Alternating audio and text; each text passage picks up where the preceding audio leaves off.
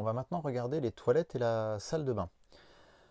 Toilette et la salle de bain, il y a deux boutons, un pour allumer la lumière et un ici pour mettre en marche la ventilation dont l'évacuation est ici. Pour les personnes qui prennent le fourgon en hiver, il y a aussi une arrivée de chauffage. Voilà. Donc l'hiver, ça permet d'avoir la salle de bain qui est bien chaude également quand on met le chauffage. Moi en général je le ferme parce que je ne suis pas hyper frileux sur la partie salle d'eau.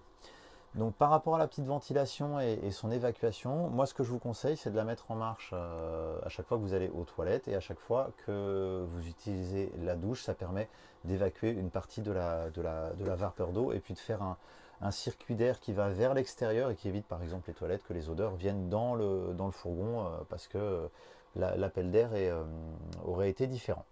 Donc au niveau des toilettes, donc toilettes chimiques hein, tout simplement, hop.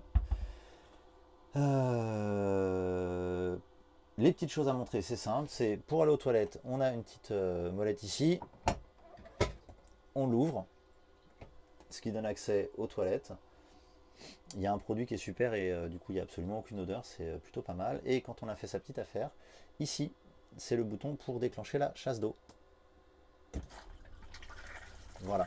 Moi ce que je vous conseille la chasse d'eau, c'est de le faire d'appuyer plusieurs fois. Ça fait un jet qui est beaucoup plus fort comme vous pouvez le voir.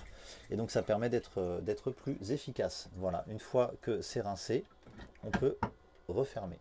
Voilà.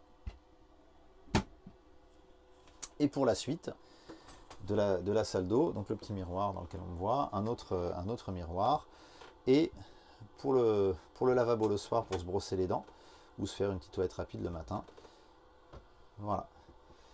C'est le pommeau de douche qui vient s'accrocher ici et qui sert de robinet. Et le lavabo, vous voyez, se lève et se défait à un doigt. Hein, c'est pas très très lourd.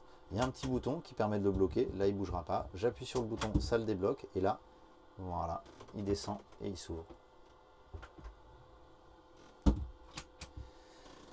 La pomme de douche, moi je la laisse par terre parce que ça évite elle peut s'accrocher ici, hein, tout ça marche très très bien, mais ça évite qu'elle tombe quand on roule. Et c'est quand même plutôt gênant. J'en ai cassé une fois parce que je l'avais laissée accrocher.